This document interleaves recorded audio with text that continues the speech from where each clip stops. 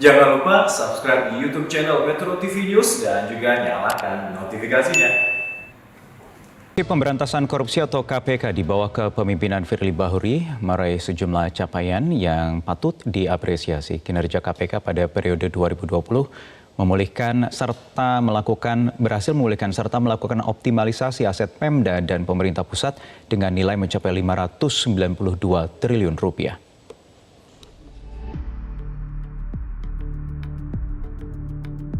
Di bawah kepemimpinan Firly Bahuri, Komisi Pemberantasan Korupsi (KPK) telah mencatat sejumlah pencapaian yang layak diapresiasi.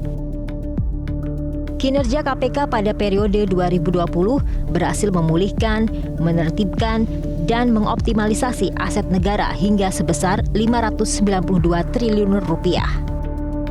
Aset tersebut terdiri dari pemulihan dan penertiban optimalisasi aset barang milik negara sebesar 551,6 triliun rupiah, yakni 548,2 triliun di Kementerian Sekretariat Negara, 2,55 triliun di Kementerian Pekerjaan Umum dan Perumahan Rakyat, 9,51 triliun di PT Pertamina, 4,01 triliun di PT PLN, 1,05 triliun di PT Krakatau Steel, dan 1,02 triliun di PT Angkasa Pura II.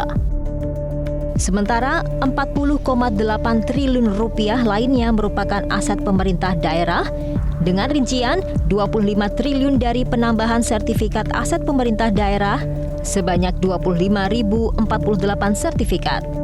3,03 triliun dari pemulihan penertiban aset sebanyak 3.085 unit, dan 12 triliun untuk prasarana dan utilitas 82 pemerintah daerah.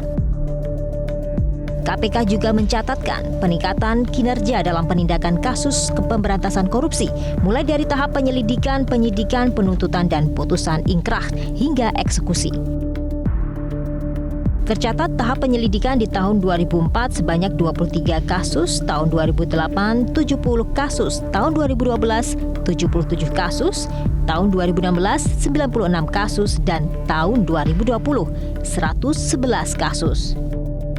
Tahap penyidikan tahun 2004 sebanyak 2 kasus, tahun 2008 47 kasus, tahun 2012 48 kasus, tahun 2016 99 kasus, dan tahun 2020 sampai saat ini sudah mencapai 91 kasus. Tahap penuntutan tahun 2004 sebanyak 2 kasus, tahun 2008 35 kasus, tahun 2012 36 kasus, tahun 2016 76 kasus, dan tahun 2020 hingga saat ini sudah mencapai 75 kasus. Putusan hakim berkekuatan hukum tetap dan mengikat atau ingkrah tahun 2004 23 kasus, tahun 2008 28 kasus, tahun 2016 71 kasus, dan tahun 2020 sebanyak 92 kasus. Dari putusan yang sudah ingkrah, terpidana korupsi yang dieksekusi tahun 2004 sebanyak 24 orang, tahun 2008 32 orang, tahun 2016 81 orang, dan tahun 2020 sebanyak 108 orang. Tim Liputan Metro TV.